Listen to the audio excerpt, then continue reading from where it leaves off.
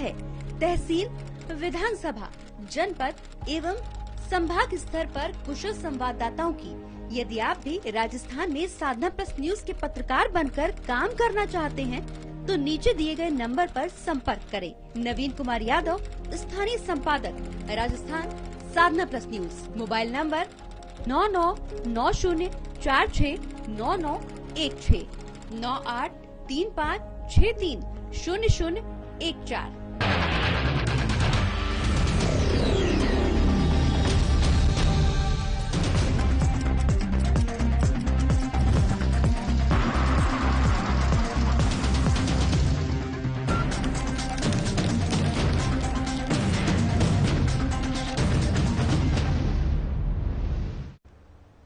नमस्कार, आप देख रहे हैं साधना प्लस न्यूज। आप सभी का स्वागत है हमारे राजस्थान के हमारे इस बुलेटिन में। आपके साथ मैं अंजलि। बुलेटिन की शुरुआत करेंगे, लेकिन इससे पहले नजर डालते हैं आज की तमाम सुर्खियों पर। हनुमानगढ़ में किसानों का 30 बीघा गेहूं जलकर खाक। शॉर्ट सर्किट से खेत में लगी आग, फसल जलने से किसानों की बड़ी मुश्किलें।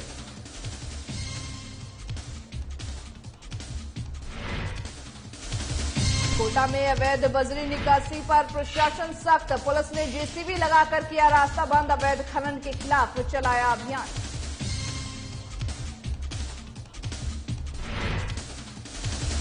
हनुमानगढ़ में बिजली विभाग के कर्मचारी ने की खुदकुशी। तकनीकी सहायक के पद पर था कार्यरत। सहायक अभियंता पर लगाया प्रताड़ना का आरोप।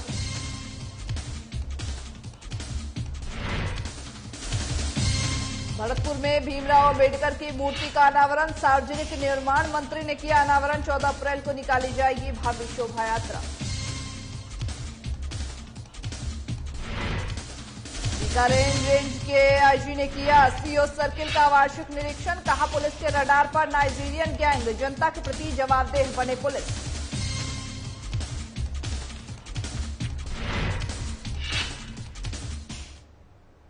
अब करते हैं बुलेटिन की शुरुआत खबरों से। खबर हनुमानगढ़ से है, जहां क्षेत्र के खेतों में लगातार हो रही आगजनी की घटना किसानों में मायूसी बनी हुई है। जहां पर टिब्बी और आसपास के क्षेत्रों में खड़ी फसलों में आगजनी की घटनाओं ने किसानों को झकझोर कर रख दिया है। किसानों की साल भर की मेहनत कुछ मिनटों में ही जलकर राख हो गई है। ऐसे ही घटना थालड़का में गांव के नजदीक श्रीराम कॉलोनी के चक 17 RWD में देखने को मिली है, जहां पर कुछ ही मिनटों में खेत में खड़ी गेहूं की फसल जलकर के स्वाहा हो गई है। आग लगने से लगभग 28 बीघा गेहूं की फसल कुछ ही देर में जलकर राख हो गई है। हवा का रुख तेज होने के कारण आग ने 20 मिनट में ही विकराल रूप धारण कर लिया, जिससे कि 28 बीघा में खड़ी गेहूं की फसल जलकर राख हो गई है। किसान हाकम राम सहारण ने बताया है कि खेत के ऊपर से विद्युत लाइन जाती है, जिसमें कि तार ढीले हैं और अचानक से विद्युत तारों में शॉर्ट सर्किट हुआ, जिसके कारण गेहूं की फसल जलकर राख हो गई है। मौके पर हवा का रुख तेज होने के कारण ही किसान हाकम सहारण, भूम सिंह और साथ ही राम कुमार सहारण की खेत की जो खड़ी गेहूं की फसल थी वो जलकर राख हो गई है। 1 घंटे बाद रावतसर व नौहर से दमकल की गाड़ियां पहुंच गई। जब तक दमकल कर्मियों व ग्रामीणों की सहायता से आग पर काबू पाया जाता, तब तक लगभग 25 से 30 बीघा फसल राख हो चुकी थी, जहां पर ग्रामीणों के द्वारा प्रशासन के कस्बे के लिए एक दमकल गाड़ी की व्यवस्था करने की मांग की गई है, जिससे कि समय पर पहुंच करके आग बुझाई जा सके और नुकसान से बचा जा सके। जहां पर आगजनी की जो घटना है फसलों में वो लगातार बढ़ती जा रही है। वही जैसा आप तस्वीरों में देख सकते हैं कि किस तरह से आग धू धू करके ये लपटें जो उठ रही है वो खेत में लग रही है, जो कि गेहूं की जो फसल थी पूरी तरह से इन लपटों में राख बन चुकी है। किसानों की जो कई महीनों की जो मेहनत थी उस पर इस आग ने पूरी तरह से पानी फेर दिया है। जैसा आप तस्वीरों में देख सकते हैं किस तरह से पूरी मशक्कत की जा रही है इस आग पर काबू पाने की, लेकिन इसके बावजूद आग इतनी ज्यादा भयंकर थी कि आग पर काबू नहीं पाया गया। दमकल विभाग की गाड़ियों ने कई घंटों बाद इस आग पर काबू पाया गया है, जिस पर हालांकि किसानों की जो मेहनत थी वो पूरी तरह से बर्बाद हो गई है। सारी फसलें उनकी जलकर राख हो गई है।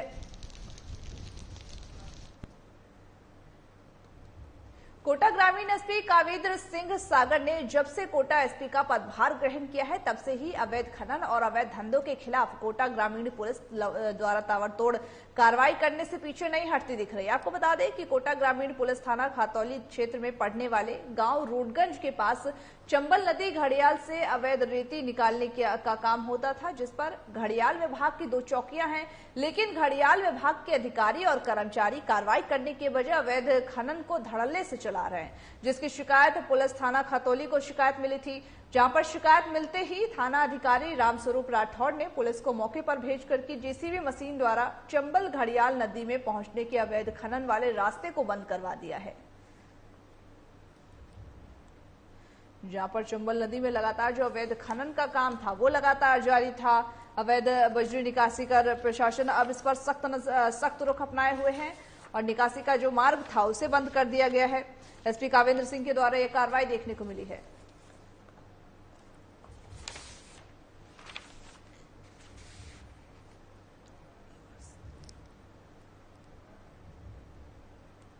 बुलेटिन में रुक कर लेते हैं बड़ी खबर का। बड़ी खबर आपको राजस्थान के दौसा से बता रहे हैं, जहां पर ERCP योजना को लेकर के कांग्रेस ने फूका पुतला।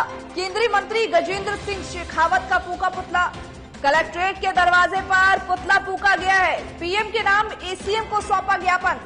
ERCP को राष्ट्रीय परियोजना घोषित करने की मांग की जा रही है, जिससे कि पूर्वी राजस्थान की पानी की समस्या का निदान हो सके। जिला अध्यक्ष रामजी लाल ओड के नेतृत्व में कांग्रेस कार्यकर्ताओं ने प्रदर्शन किया है। मंत्री मुरारीलाल मीणा भी इस दौरान मौजूद रहे, जहां पर विधायक GR खटाना भी इस दौरान साथ में रहे थे। ERCP योजना को लेकर के कांग्रेस ने पुतला फूका है, वही साथ ही पीएम के नाम ACM को ज्ञापन सौंपा है। कलेक्ट्रेट के दरवाजे पर यह पुतला फूका गया है और साथ ही केंद्रीय मंत्री गजेंद्र सिंह शेखावत का इस दौरान पुतला फूका गया है, जिसमें कि पूर्वी राजस्थान की जो पानी की समस्या उसको निदान हो सके उसको लेकर के ERCP को राष्ट्रीय परियोजना घोषित करने जाने की मांग की गई है। इस दौरान ही जिला अध्यक्ष मौजूद रहे। कांग्रेस के कार्यकर्ताओं ने प्रदर्शन किया। प्रदर्शन करते हुए केंद्रीय मंत्री गजेंद्र सिंह शेखावत का पुतला फूका है। ERCP योजना को लेकर के ये कांग्रेस ने प्रदर्शन किया है, पुतला फूका गया है। इस दौरान कांग्रेस के कार्यकर्ताओं ने जमकर प्रदर्शन करते हुए केंद्रीय मंत्री गजेंद्र सिंह शेखावत का पुतला फूका है। इस दौरान विधायक भी मौजूद रहे और मंत्री मुरारीलाल मीणा भी इस दौरान मौजूद रहे। वही साथ ही कांग्रेस कार्यकर्ता भी बड़ी संख्या में इस दौरान मौजूद रहे। ERCP को राष्ट्रीय परियोजना घोषित करने जाने की कांग्रेस कार्यकर्ताओं की ये मांग है, जिससे कि जो पूर्वी राजस्थान है उसमें पानी की समस्या लगातार बनी हुई है, उससे निदान मिल सके।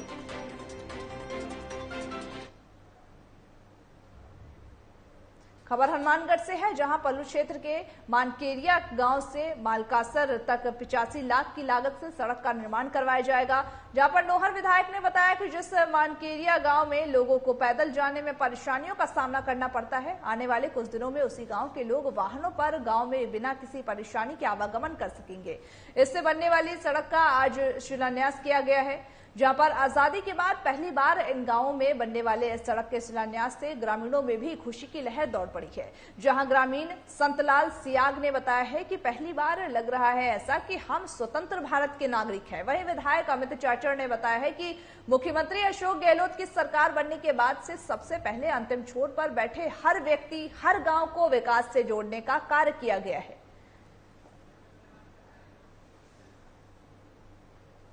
पहली बार सड़क बने आजादी में आता सड़क कभी बनी कोनी, आजादी में आता ही बनी कोई मार्ग ही कोनी, कोई नेता कोई आश्वासन भी कौन देगा थाने देखिए कोनी पता भी नहीं। हम बड़ा कम है हमारा नहीं तो बने कोनी क्या हमारा वो विधायक आवाज जो सड़क बने बोला अमित गाने के बाद में थार सड़क का अमित जी आने के बाद में सड़क बनी भी कोनी है कदी कोई कोई मार तो कोई आगे की कोन करके वाली वोट ले जे आगे कहीं आवई कोनी मिट्टी कोनी देती है 2000 बात है नेता आते गए और वादे करते गए, मिला कुछ नहीं मिला आज तक, कुछ नहीं मिला। बीजेपी से कुछ नहीं मिला। अमित जी के आने के बाद हमें काफी बहुत कुछ मिला है और ये रोड मिली है, इससे तो कोई बड़ा काम हो ही नहीं सकता इस गांव के लिए। बार बार धन्यवाद करते हैं, तहे दिल से धन्यवाद करते हैं विधायक साहब का कि हमें बहुत कुछ मिला है और भी मिलेगा। बढ़िया। आपका क्या विचार है? बहुत बढ़िया। आज मानकेरिया की नवी सड़क और विधायक जी ने जो वादा किया वो वादा आज पूरा होने जा रहा है। सड़क शिलान्यास हुआ है। पहले बार ऐसा विधायक है नॉर्थ क्षेत्र से जो माणक एरिया में। बुलेटिन में रुक कर लेते हैं बड़ी खबर की और बड़ी खबर आपको करौली से बता रहे हैं, जहां पर करौली में हिंसा के बाद जो कर्फ्यू की अवधि थी उसको बढ़ा दी गई है। हिंसा में 15 अप्रैल तक के लिए कर्फ्यू को बढ़ा दिया गया है। कल कर्फ्यू में 12 घंटे की ढील रहेगी। सुबह के 6 बजे से लेकर के शाम के 6 बजे तक बाजारें खुली रहेंगी। करौली जिले में धारा 144 लागू है। सुरक्षा व्यवस्था को लेकर के प्रशासन अलर्ट मोड पर है। करौली हिंसा में जो 14 अप्रैल तक जो कर्फ्यू की अवधि थी उसे बढ़ा करके 15 अप्रैल तक कर दी गई है। जहां पर एक और करौली के हिंसा के बाद जो करौली वासी है वो खौफ दहशत के माहौल में है। ऐसे ही दूसरी तरफ जो कर्फ्यू की अवधि है वो खत्म नहीं हो रही है, वो लगातार बढ़ती जा रही है। वहीं कल कर्फ्यू में 12 घंटे की ढील दी गई है, जिस दौरान सभी बाजारें खुली रहेंगी। सुबह के 6 बजे से लेकर के शाम के 6 बजे तक की बाजारें खुली रहेंगी। जहां पर करौली हिंसा के बाद से करौली जिले में धारा 144 लागू कर दी गई है और साथ ही साथ जो सुरक्षा व्यवस्था है उसको लेकर के प्रशासन अलर्ट मोड पर नजर आ रही है, ताकि दोबारा किसी भी तरह की हिंसा या फिर कोई आपराधिक तत्व वहां पर किसी तरह का कोई हिंसा करता हुआ ना दिखे। इसी को लेकर के प्रशासन अलर्ट मोड पर नजर आ रही है। वही अगर कर्फ्यू की बात करें तो कर्फ्यू की अवधि जो है वो बढ़ा दी गई है। 15 अप्रैल तक अब कर्फ्यू की अवधि कर दी गई है।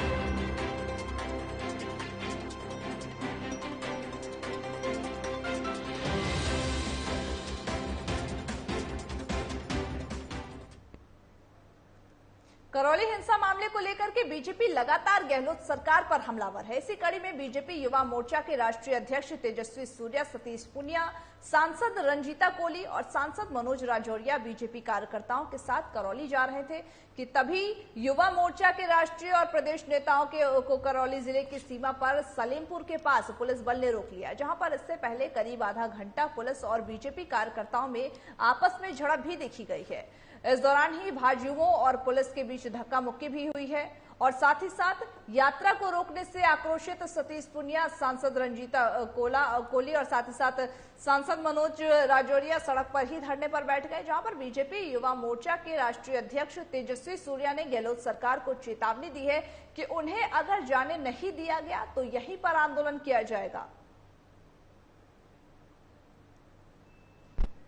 यहां पर जो करौली हिंसा है वो राजनीतिक मोड़ लेता हुआ राजनीतिक सियासत का मोड़ लेते हुए नजर आ रहा है, जहां पर लगातार नेताओं का दौरा जारी है। इसी को लेकर के गहलोत सरकार पर बीजेपी हमलावर है, जहां पर बीजेपी युवा मोर्चा के राष्ट्रीय अध्यक्ष पहुंचे थे और उनको जब रोका गया तो इस दौरान उन्होंने कहा कि उन्हें जाने दिया जाए। इसी दौरान पुलिस के साथ धक्का मुक्की हुई, झड़प भी देखने को मिली है बीजेपी कार्यकर्ताओं के बीच में और राष्ट्रीय और प्रदेश नेताओं को करौली जिले की सीमाओं के जहां पर पुलिस बल ने रोका है, उनका ये कहना है कि बीजेपी की जो राष्ट्रीय और प्रदेश नेता है उनका ये कहना है कि उन्हें वहां पर जाने दिया जाए, लोगों से मिलने दिया जाए। हालांकि पुलिस प्रशासन इस तरह से अलर्ट मोड पर है क्योंकि कहीं ना कहीं नेताओं के जाने से हो सकता है मामला कुछ बिगड़ जाए। इसी को लेकर के गहलोत सरकार पर बीजेपी और हमलावर है, लगातार विपक्ष घेरने की कोशिश कर रही है। वही करौली हिंसा मामले को लेकर के लगातार जो मामला है वो बढ़ता जा रहा है।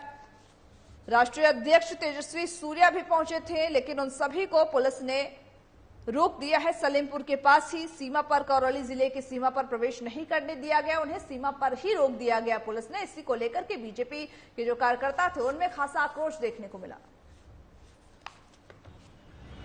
लालू प्रसाद के जंगल राज के बारे में हम सुने थे, पर आज अशोक गहलोत के जंगल राज को हम वास्तविक रूप में हम देख रहे हैं। करौली में जो हिंसा हुआ था उसके 2 पीड़ित थे, उनका जो कंडीशन है, उनका हालत है वो इतना बुरा है।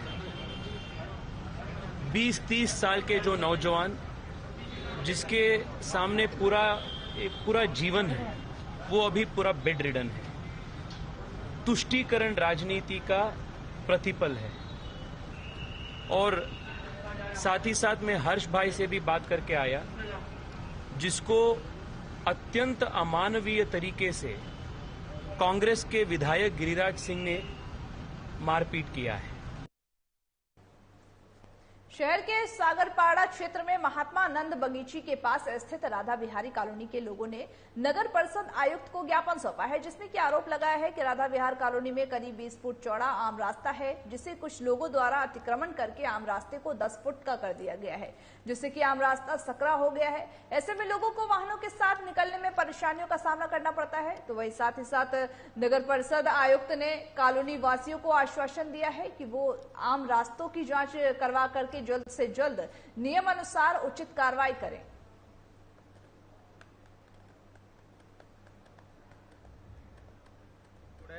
मैं इस कॉलोनी से बता रहा हूँ, मेरी सड़क है जो 20 फुट की है और ये दोनों साइड से दबा रखी है, ये 10 फुट की छोड़ रखी है। मेरी कलेक्टर साहब से और नगर पालिका परिषद से गुजार है कि इस सड़क को चौड़ी करवाएं। यार कॉलोनी से बोल रही हूँ और यहाँ पर हमारी रोड है जो 20 फुट की है और जो हमारे नक्शे में वो भी 20 फुट की है दोनों साइड की, और जो रास्ता है वो 10 फुट की छोड़ी है और जो दोनों साइडों से दबी हुई है। और हमारी कलेक्टर साहब से और नगर पालिका से वो है रिक्वेस्ट कि इसको 20 फुट की रास्ता दी जाए।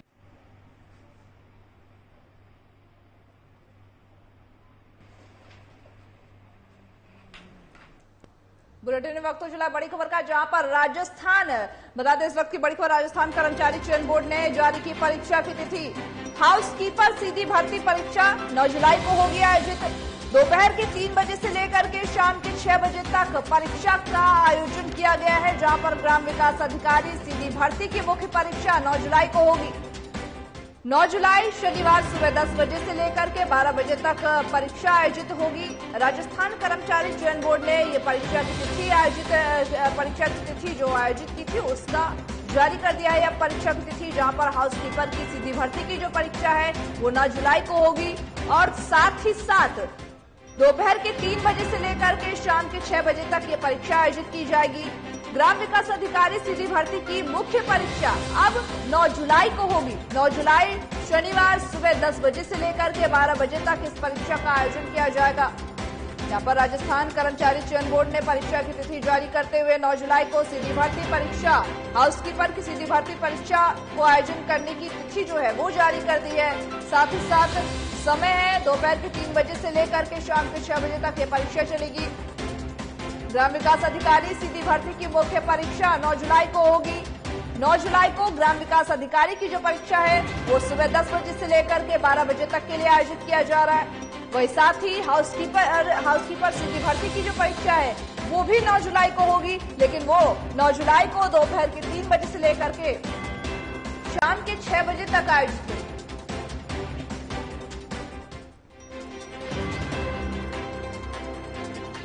पर राजस्थान कर्मचारी चयन बोर्ड ने जारी किया परीक्षा। बुलेटिन में वक्त हो चला एक छोटे से ब्रेक का, जल्द होंगे हाजिर।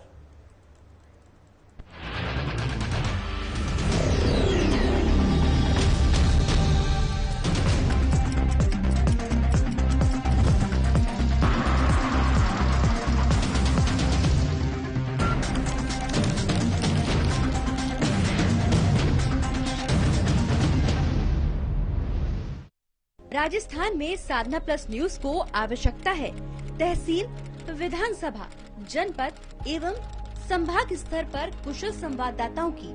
यदि आप भी राजस्थान में साधना प्लस न्यूज के पत्रकार बनकर काम करना चाहते हैं तो नीचे दिए गए नंबर पर संपर्क करें। नवीन कुमार यादव, स्थानीय संपादक, Rajasthan Sadhna plus news. Mobile number 9990469916 9835630014।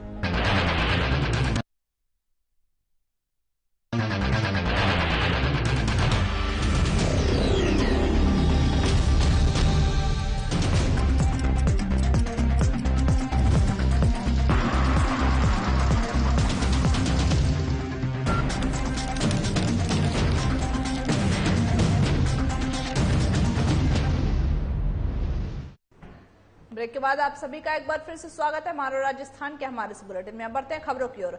खबर हनुमानगढ़ के नोहर से है, जहां विद्युत वितरण निगम लिमिटेड की ओर से जहां पर सहायक अभियंता ग्रामीण कार्यालय में तकनीकी सहायक ने आत्महत्या कर ली है। रणवीर ने आत्महत्या से पहले एक सुसाइड नोट लिखा है जिसमें कि विभाग के सहायक अभियंता ग्रामीण पर प्रताड़ित करने का आरोप लगाया है। बता दें कि सुसाइड नोट में लिखा गया है कि उक्त अधिकारी द्वारा बार बार मानसिक रूप से प्रताड़ित किया जा रहा था, जिसके चलते वो आत्महत्या करने को मजबूर हो गया।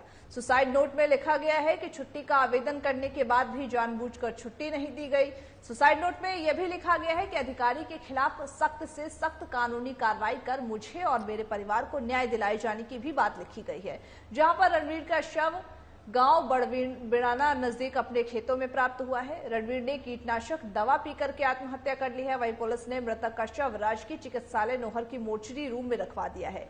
घटना की जानकारी मिलने पर परिवार का रो रो कर बुरा हाल है। तो वहीं थाना प्रभारी रविंद्र नरूका ने बताया है कि पूरे मामले की जांच की जा रही है।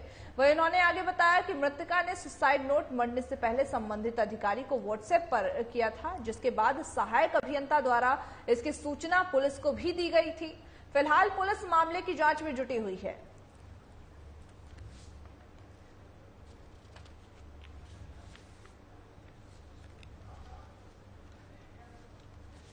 जहां पर हनुमानगढ़ में विद्युत वितरण निगम लिमिटेड के सहायक अभियंता ने आत्महत्या कर ली। सुसाइड नोट लिखा गया जिसमें साफ तौर पर उसने लिखा है कि विभाग के जो सहायक अभियंता है वो ग्रामीण पर प्रताड़ित कर रहे थे, प्रताड़ित करने का उन्होंने आरोप लगाया। और साथ ही सुसाइड नोट में यह भी लिखा गया कि अधिकारी द्वारा बार बार मानसिक रूप से उसे टॉर्चर किया जा रहा था, जिसकी वजह से उसने ये कदम उठाया है। वही उसने छुट्टी मांगा था तो उसकी वजह से उसे छुट्टी नहीं दिया गया। हालांकि तमाम तरह की जो बातें हैं वो सुसाइड नोट में लिखा गया है। उस जो ग्रामीण कार्यालय में जो तकनीकी सहायक के रूप में नियुक्ति थी जिसकी, उसने आत्महत्या के बाद ये सुसाइड नोट भेजा था। भरतपुर के भुसावर कस्बे में भारत के संविधान रचयिता भारत रत्न डॉक्टर भीमराव अंबेडकर की मूर्ति का अनावरण सार्वजनिक निर्माण मंत्री भजनलाल जाटव ने किया है, जहां पर जिसकी अध्यक्षता सुनीता प्रकाश जाटव नगरपालिका अध्यक्ष भुसावर ने किया है। कार्यक्रम में मुख्य अतिथि अमर सिंह जाटव विधायक बयाना और नगर निगम भरतपुर से मेयर अभिजीत कुमार, सफेदी देवी प्रधान पंचायत समिति भुसावर और दीपक कुमार प्रधान प्रतिनिधि रहे। जहां पर जाटव समाज के तहसील अध्यक्ष और नगरपालिका पार्षद चिरमोली राम जाटव ने बताया है कि 14 अप्रैल को अंबेडकर जयंती के उपलक्ष्य में भव्य शोभा यात्रा निकाली जाएगी, जिसमें कि कई झांकियों की प्रस्तुति भी की जाएगी।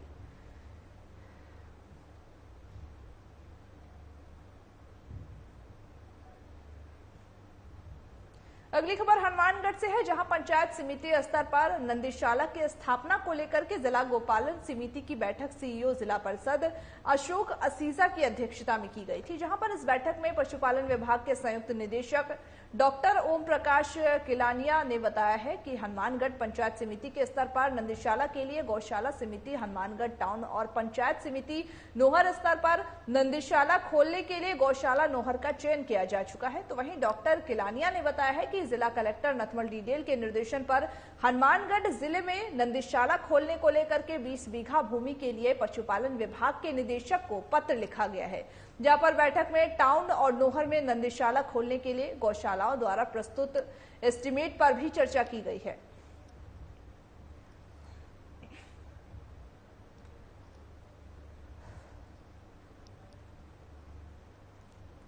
अगली खबर हनुमानगढ़ से है, जहां बीकानेर रेंज के आईजी ओम प्रकाश ने जिले के दौरे के दौरान ही सीओ सर्किल और साथ ही साथ हनुमानगढ़ का वार्षिक निरीक्षण किया है। बता दें कि इस दौरान आईजी ने कहा कि कार्य योजना के तहत पुलिस थानों में एनडीपीएस एक्ट के मामले भी दर्ज किए जा रहे हैं। सबसे पहले 3 महीने में सूचना के आधार पर कार्रवाई की जा रही है। उसके बाद पुलिस की प्राथमिकता रहेगी कि जहां से मादक पदार्थ सप्लाई होता है उस जगह पर कार्रवाई हो। इसमें नाइजीरियन गैंग भी शामिल है, जहां पर नाइजीरियन गैंग के अधिकतर लोग दिल्ली में रहते हैं और इसके लिए राजस्थान पुलिस का दिल्ली पुलिस से लगातार संपर्क है।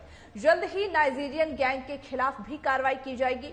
तो वही इस मौके पर आईजी ओम प्रकाश ने कहा कि पहली बार नशे के खिलाफ प्रशासन, एनजीओ, स्कूल, कॉलेज, हॉस्पिटल आदि को लेकर के कार्रवाई की जा रही है। वही पुलिस का ये प्रयास है कि नशे के कारोबार से जुड़े लोगों को गिरफ्तार किया जा सके और नशे के जो खिलाफ ये कार्रवाई है उसको सफल बनाया जा सके। जहां पर नशे के खिलाफ ये कार्रवाई की जा रही है, नाइजीरियन गैंग के खिलाफ खासतौर से ये कार्रवाई की जा रही है, क्योंकि कहीं ना कहीं पुलिस का ये कहना है कि राजस्थान पुलिस का कि नाइजीरियन गैंग जो है वो दिल्ली में ज्यादा एक्टिव रहता है। तो नशे की जो खिलाफ ये कार्रवाई है वो देखने को मिल रही है पुलिस के द्वारा। हनुमानगढ़ पुलिस लगातार इस तरह की कार्रवाई करते हुए नजर आ रही है और जो नशे के कारोबारी हैं उनको पकड़ा जा रहा है, उनको गिरफ्तार किया जा रहा है, ताकि जो युवा पीढ़ी जो कहीं ना कहीं नशे की ओर आकर्षित हो रही है उन सभी को इससे बचाया जा सके और ऐसे अपराधियों पर सख्त से सख्त कार्रवाई की जा सके। और इसी को लेकर के पुलिस आईजी रेंज में ये कार्रवाई देखने को मिली है। आईजी ने अपने निर्देशन में सभी को ये संकेत दिए हैं कि वार्षिक निरीक्षण कर ये संकेत दिए हैं कि जल्द से जल्द इस पर कार्रवाई की जाए। नाइजीरियन जो गैंग एक्टिव है, जो इस तरह के मादक पदार्थों की और साथ ही नशीले कारोबार करती है, उन सभी को जल्द से जल्द गिरफ्तार किया जा सके। कोटा जिले के इटावा उपखंड क्षेत्र के नायब तहसीलदार द्वारा खातौली कस्बे के आसपास चल रहे ईंट भट्टों की 12 अप्रैल की नीलामी की जानी थी, जिसके आदेश नायब तहसीलदार नरोत्तम मीणा ने दिए थे। लेकिन जैसे ही इसका पता ईंट भट्टों के संचालक कुमार प्रजापति समाज और अन्य समाज के लोगों को चला तो आज खतौली कस्बे में प्रजापति समाज के जनप्रतिनिधि नायब तहसील कार्यालय आ पहुंचे और साथ ही नायब तहसीलदार से प्रजापति समाज के रोजगार के बारे में और प्रजापति समाज के लिए पूर्व राजस्थान सरकार द्वारा 2016 में दिए गए आदेशों की पालना करने के बारे में बात की गई। तब जाकर के नीलामी बोली का मामला थोड़ा शांत हुआ है। वहीं इस बारे में कुम्हार प्रजापति समाज के लोगों के द्वारा ज्ञापन देकर के ये अवगत कराया गया है कि कुम्हार प्रजापति समाज पूरे राजस्थान में आंदोलन किया जाएगा। ज्ञापन देंगे। प्रत्येक जिला बूंदी जिला कलेक्टर ने सब तहसीलदारों को निर्देश जारी कर रखे हैं।